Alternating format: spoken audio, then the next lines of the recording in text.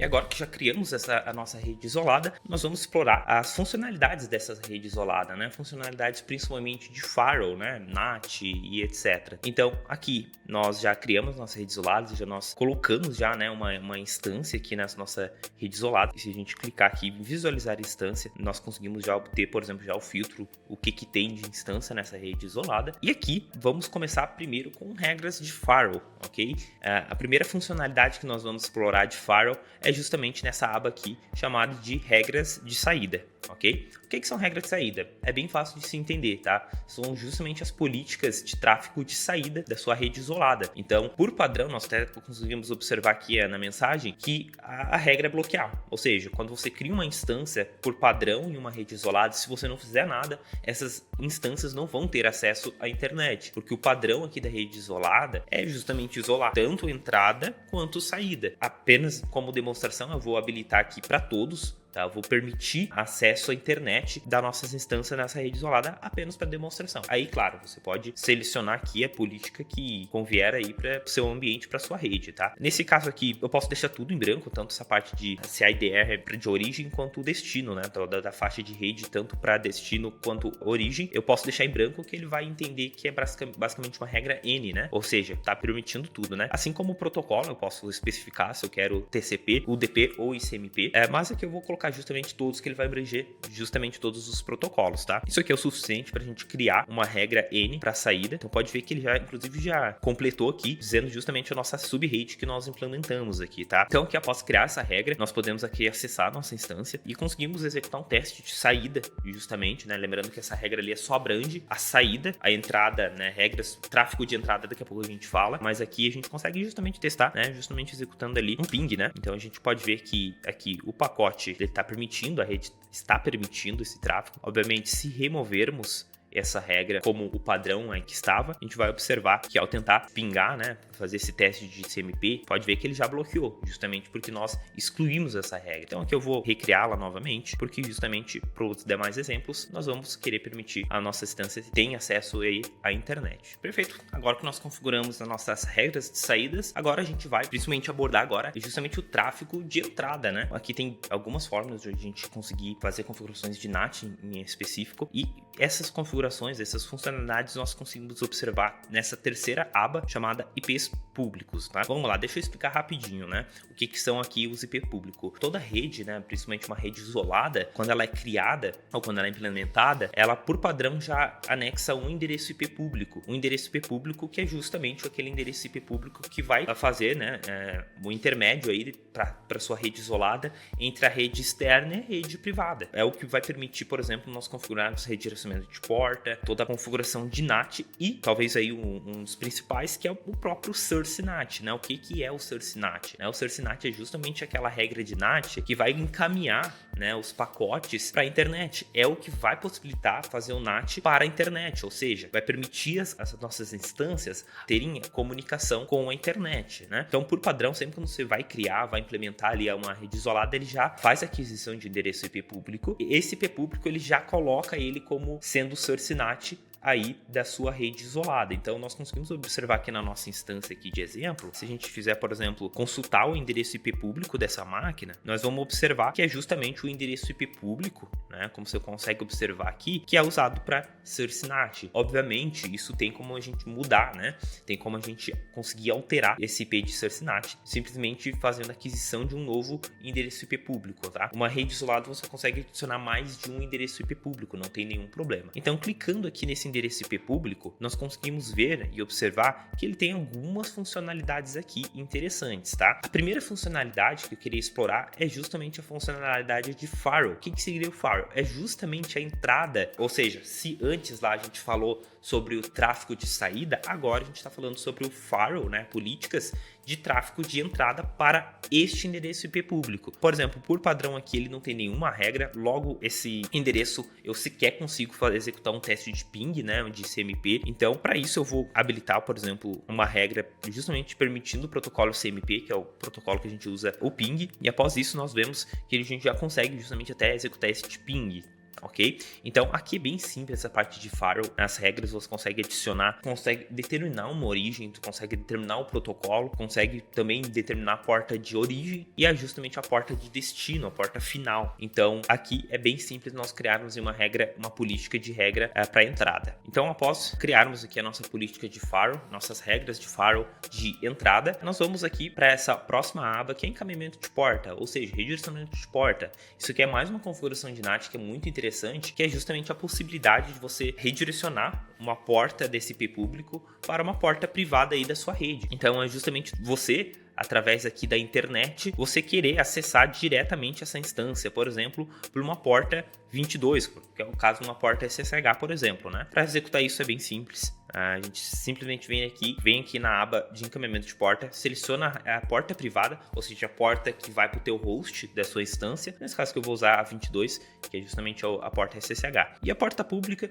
aqui neste caso eu vou usar também a mesma, ok? Eu posso selecionar aqui o protocolo, ele vai permitir apenas os dois, tá? TCP ou UDP. Então eu vou adicionar TCP, que é o protocolo que o SSH suporta. E aqui adicionar a instância, ele vai me listar todas as instâncias que estão dentro dessa rede isolada. E aí é onde você vai conseguir selecionar. Nesse caso eu vou selecionar a única aqui e irei executar aqui. Então perfeito. Depois de a gente adicionar, nós conseguimos observar aqui justamente essa regra de encaminhamento de porta. A regra em si ela já está funcionando, só que, vejamos, né, um redirecionamento de porta também é uma regra de entrada. Logo, se eu estou expondo aqui uma porta pública, eu preciso vir aqui no nosso firewall e justamente permitir essa porta aqui de entrada, né? Então, eu vou colocar aqui que a porta final é 22, por enquanto permitir para qualquer origem, então posso deixar em branco. Então, após criarmos aqui a nossa regra de firewall, nós conseguimos justamente testar esse acesso usando aqui justamente esse endereço IP público para acesso da nossa instância. Vamos aqui para mais uma funcionalidade que é de balanceamento de carga, ou o famoso load balancer, né? Então, vamos lá. O que é um load balancer, né? É a possibilidade de tu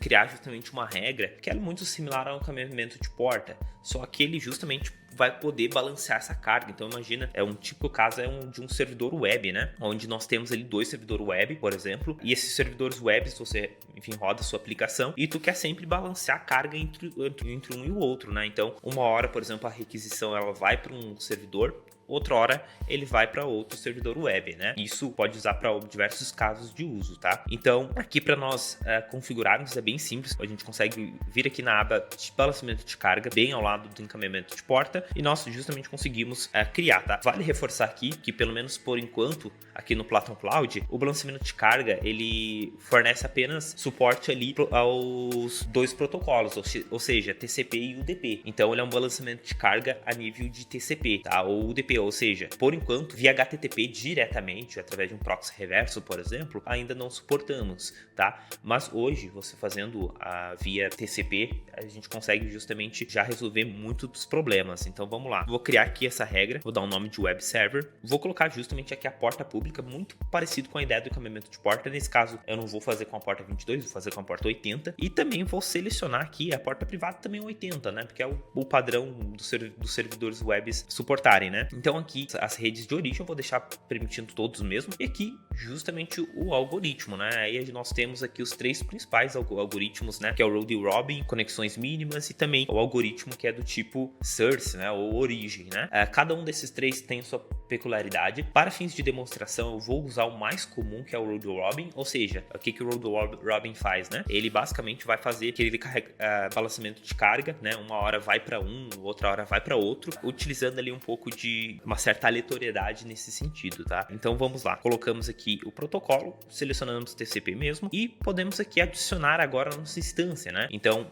já configuramos justamente os campos ali da porta e tudo mais, agora falta justamente nós selecionarmos qual instância que nós vamos querer fazer o balanceamento de carga. Então aqui eu tenho 2 servidores webs nessa rede, vou selecionar justamente os 2 e aqui eu clico em OK para ele criar justamente essa regra de balanceamento de carga. Perfeito.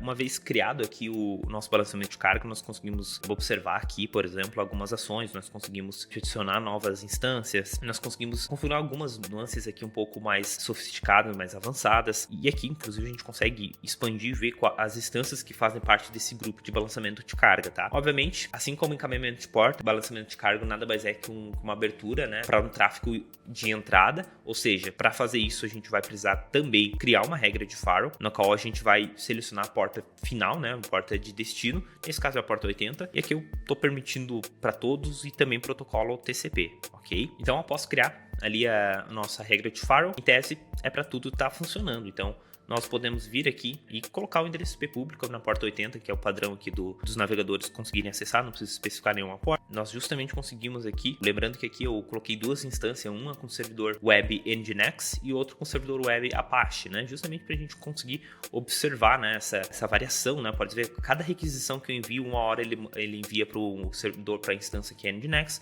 outra hora ele envia aí para a instância que está rodando o servidor web Apache. Aqui agora eu quero mostrar outra funcionalidade de nível de NAT, que é justamente o NAT 1 por 1, ou NAT estático, como você preferir chamar, tá? O mais comum é chamarmos de NAT 1 por 1. O que é o NAT 1 por 1, né? Geralmente é a possibilidade de você pegar um endereço IP público e você dedicá-lo a uma instância. Então, aqui, conforme o nosso exemplo aqui, nós podemos ver, nós temos aqui um NAT 1 por 1, geralmente ele vai ter um IP público aqui, e esse IP público ele vai ser completamente destinado para essa instância, ou seja, toda a porta, toda a configuração, como se fosse um redirecionamento de porta, só que por completo, né? Então, mas obviamente, né, ele tanto vai fazer a entrada quanto a saída, ou seja, aquele endereço é literalmente ali dedicado àquela instância. Então, vamos mostrar aqui no Platon Cloud como é fácil você configurar um NAT 1 por 1. Então, aqui nós podemos vir aqui na aba de IP público para nós criarmos esse NAT 1 por 1. É bem importante informar que, como eu expliquei,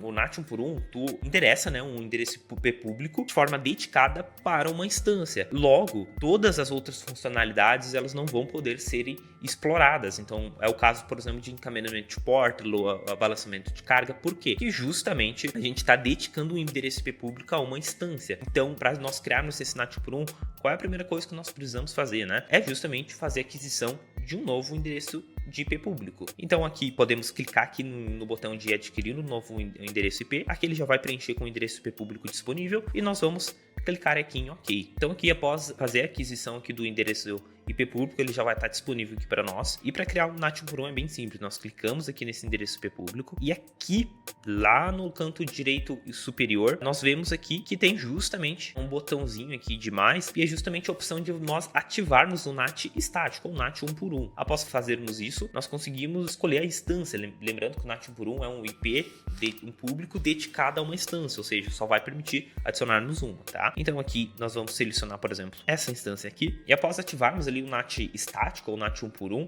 pode ver aqui que até ele capou aqui, né? Ele tirou aqui aquelas abas de voltada a encaminhamento de porta, balanceamento de carga, justamente porque ele entende que esse endereço IP ele é praticamente dedicado àquela nossa instância, ok? Ele até vai dizer aqui o nome da instância na qual ele está dedicado. Já que esse endereço IP público ele corresponde à nossa instância, nós conseguimos tranquilamente já executar um acesso aqui SH a esse IP, porque ele vai direcionar para aquela nossa instância. Inclusive, como essa instância, né, ela executa um servidor web Nginx, nós também conseguimos acessar esse servidor web por aqui. Como eu também já mencionei em outras explicações sobre políticas de entrada, né, aqui também para NAT 1 por 1 nós temos o firewall. Isso ainda existe aqui na parte de NAT 1 por 1, que é justamente as políticas de entrada para este endereço IP público que é destinado àquela instância. Então aqui eu vou permitir a porta aqui que nós vamos permitir e também vamos colocar a porta do servidor web, ou seja, um para a porta SSH e outra aí para a porta 22. Então aqui após criarmos as regras de firewall de entrada, nós conseguimos já acessar aqui, por exemplo, nosso servidor web Nginx, que é o que está instalado nessa instância, e também conseguimos aí acessar justamente essa máquina via SSH, porque é as regras de firewall que a gente permitiu aqui, a porta 80 e a porta 22, né? Então, aqui é uma breve explicação justamente sobre essa funcionalidade muito interessante que é de NAT 1 por 1.